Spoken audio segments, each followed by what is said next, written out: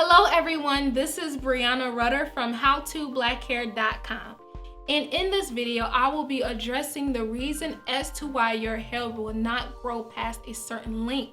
So whatever this length may be, maybe it's chin length, maybe it's shoulder length, maybe it's mid-back length. In this video, I will talk about why it's hard for you to get it to grow past a certain point, and I will also be offering you tips to help that situation as well. So the first reason is why you can't get your hair to grow past a certain point will apply to those that chemically relax their hair. And the reason why it may be hard for you to reach new lengths is because naturally you lack protein in your hair. So when you get a relaxer done, it starts to break down the protein that makes up your hair, since your hair is made up of protein and water. And a relaxer diffuses or disrupts the protein bonds, which leaves your hair straighter after you remove the relaxer.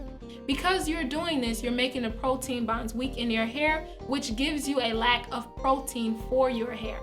So a way to make your hair more stronger and durable, you have to put protein back in by doing protein treatments. The second reason of why your hair may be hard to grow past a certain length, whether you're chemically relaxed or not, is because you have a lack of moisture in your hair. If your hair is always dry, it's going to continue to break until there's no hair left. So that's why having chronically dry hair is dangerous if you're trying to grow your hair to new lengths. Your hair has to always be just slightly stretchy enough and feel like it's strong enough to endure your styles. So however you choose to moisturize your hair, do so.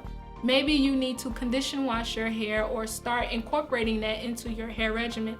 Or maybe you should condition wash a lot more often.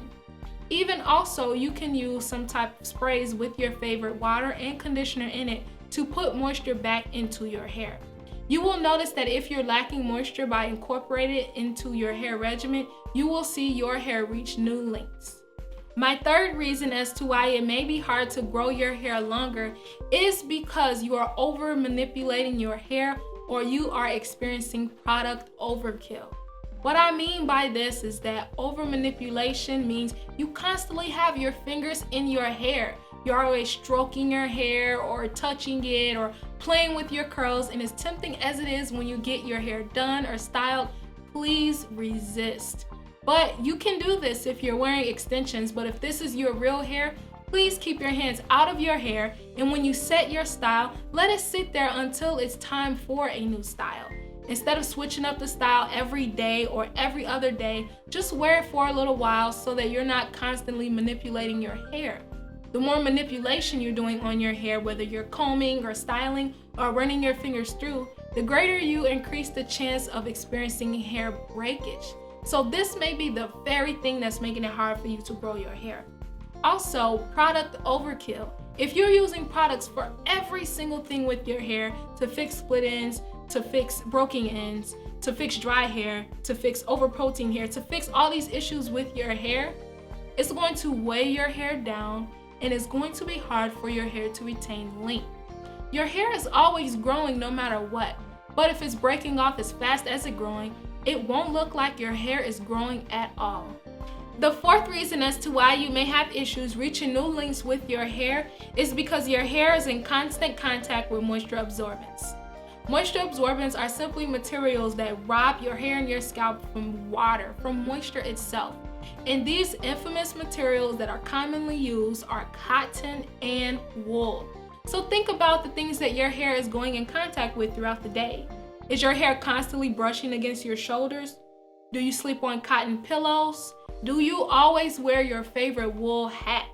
You want to make sure you're protecting your hair in these situations so that it doesn't become more dry and then break, and then you go through a vicious cycle of trying to keep your hair growing longer. So what you want to do is either cover your pillowcases with silk pillowcases. You could even wear a silk scarf or even line your hat with silk. So just be sure that you're trying to have your hair in the best condition as possible by keeping it away from constant materials that constantly rob your hair of moisture. So my last and final reason number 5 of why it may be hard for you to grow your hair past a certain length is because it's time for you to cut, dust, or trim the ends of your hair. So the more you go through your hair journey and trying to really make your hair healthy and have your hair to grow longer and longer, you're going to notice the different things that your hair do when it's time for certain things. So when your hair feels dry, you know that you need to start moisturizing it more often. Or when your hair feels very brittle, maybe you need to lay off your protein products. But the one thing that a lot of women like to avoid, I really don't understand why, is because they have to trim their hair when they need to trim their hair. Me personally, when I went natural, I refused to trim my hair. I felt like, okay, I'm doing the best I can for my hair. I'm using the best products for my hair. My hair will never need a trim. Little did I know, my hair stayed at a certain length and actually regressed in 2 years' time. And I was just so baffled, like, why isn't it growing? Why is it so straggly at the ends? Why do the ends look so see-through? And it was because I wasn't trimming my damaged ends. When I first went natural, I didn't have a lot of ends to begin with because my permed hair kept breaking. So by letting it stay and continue to split, I had hardly any hair, and I almost had to do a full-fledged big chop, but I could salvage a couple of inches. So you want to make sure that when your ends feel a little raggedy or a little crunchy or just not flowing right with your style, it's probably time to cut your ends. Without cutting your ends, it's just going to continue to split and you cannot retain length. So if you don't want to grow longer hair, never cut your ends, because that's exactly what will happen. I hope these tips will be helpful for you as you're trying to figure out what is it that's stopping your hair from growing to longer lengths. So if this video was helpful, make sure to leave some comments in the description box below. And also go on over to howtoblackhair.com for more hair information and videos like these.